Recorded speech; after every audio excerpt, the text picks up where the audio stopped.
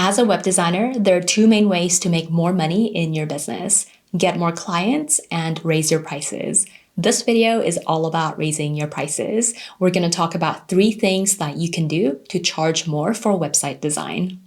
Hey, I'm Danby. I'm a web designer and a global inclusion specialist based in Seoul, South Korea. For my first ever client website, I charged $1,500 $1,500. That was almost 4 years ago, and since then I have charged $3,000, $4,000, $5,000, $8,500, $10,000, and $12,000 for a website. In this video, I'll share 3 things that I've done in my business over the last few years that made it possible for me to raise my prices and still get clients who are happy to pay to work with me.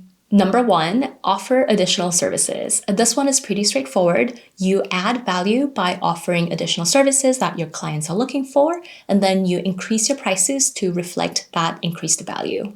For me, the most obvious service was copywriting, and it might be for you too. My clients found it really difficult and time-consuming to write their own website copy, even when I gave them workbooks and other resources to help them with the process. And even when they put a lot of effort and time into writing the content, I still had to do a lot of work to turn that into something that I could use for their websites. So it made sense for me to take care of the copywriting for my clients and charge them for the work. I created a new package that included copywriting. So I had one package with web design only and another package with web design and copywriting, and I charged basically double for this new package. Besides copywriting, here's some other services that you could consider offering. Brand photography so that your clients don't have to provide their own headshots or stock photos. Custom illustrations if your clients want something really unique. Blog writing if content marketing is important for your clients but they don't want to produce all of the content. Packaging design for clients who sell physical products. Stationery design for clients who use physical business cards, flyers, that kind of thing. A word of caution here, make sure that you're adding services that your clients are actually looking for, not just what you want to offer. It's important that you want to do the work that you're offering, but it's just as important that your clients actually get additional value from these services. Number 2, highlight client success stories. Your clients are not paying you for a website. They're paying you for a marketing tool that's going to help them achieve their business goals. When someone's thinking about working with a web designer, they want to know that the money that they are thinking about investing is going to get them results. Of course, you can't guarantee results for your clients. You're not in control of whether or not your clients' businesses succeed. But you can show them what's possible for them by sharing your track record. What kind of results have your past clients had after working with you? Talk about that, because when a potential client sees that other businesses like theirs have found success working with you, they're more likely to also work with you, because that's how social proof works. My favorite way to do this is by creating case studies. These are the case studies in my portfolio right now, which is on my website. A case study is just an analysis of one specific web design project, and it highlights the information that potential clients are looking for, including the results that this project made possible for your client. I actually have a course designed to help you write a complete case study in just 3 days. I'll leave a link in the description so you can check it out.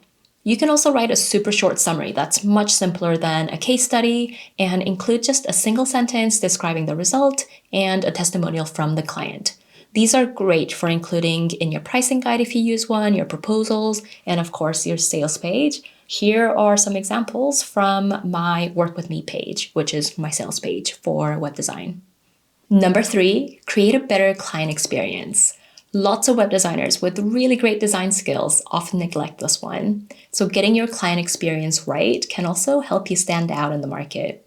I like to compare selling website design to selling vacation travel, and I'm going to tell you a braggy story about a holiday from a few years ago. It is a bit braggy, but I promise there's a point to the story. I arrived at the airport, and it was one of those smaller airports where you have to get off the plane by going down the steps onto the tarmac, and everyone else around me was walking towards the airport terminal building, but I saw this guy with a sign with my name on it.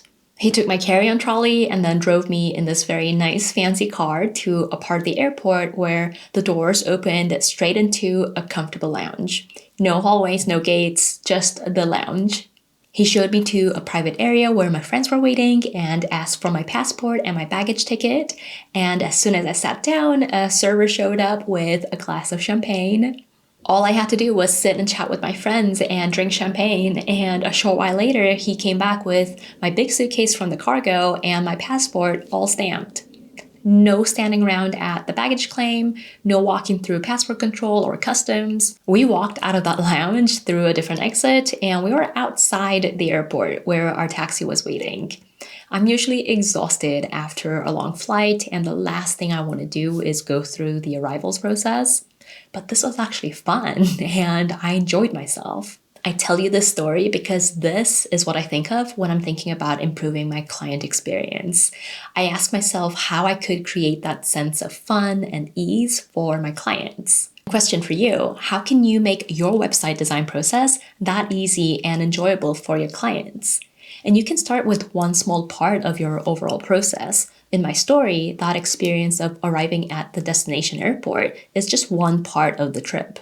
Here are some areas that you could start with: your client's experience when they make payments, your client's experience around setting project goals, scope, and schedule, your client's experience when they see for the first time the website that you've designed for them, your client's experience of giving you feedback and getting revisions, your client's experience when you launch their new website and it goes live.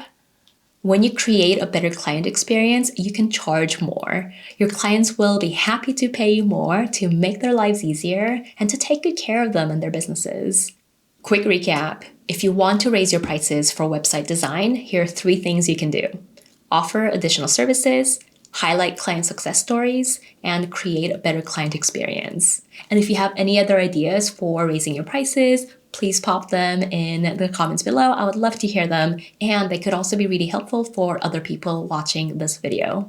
If you'd like to learn more about creating a better client experience, I have another video that you might enjoy. It's called How to Charge 10K for a Website Design Project. I'll link to that video here. If you want to go even deeper and get my help with your complete web design and client process, check out my signature course. It's called Fast Track: Process and Tools for Building a Successful Web Design Business Your Way. I'll leave a link to it in the video description here. That's all for today, and I'll talk to you soon.